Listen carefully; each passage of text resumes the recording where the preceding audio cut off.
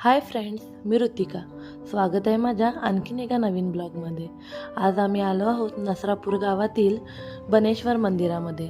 नसरापूर हे ऐतिहासिक गाव आहे. शिवगंगा नदीच्या काठावर वसलेले या गावात प्राचीन बनेश्वर मंदिर आहे. मंदिराच्या प्रवेशद्वारावर 5.5 फूट उंचीचा त्रिशूळ उभारण्यात आला आहे.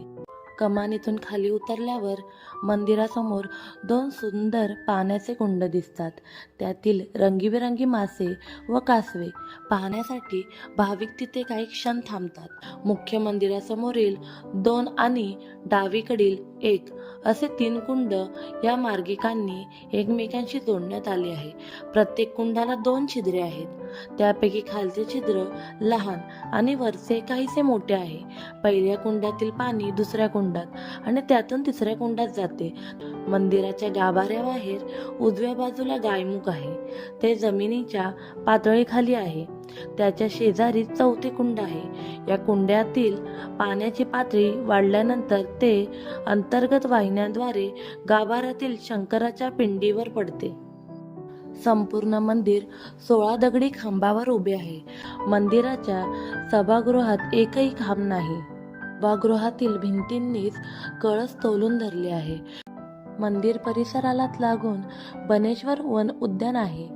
अनेक प्रकारचे वृक्ष, फुलझाडे, विविध पक्षी व प्राणी यांचे ते आश्रयस्थान आहे. उद्यानात येण्यासाठी प्रत्येकी 20 रुपये अशी तिकीट आहे.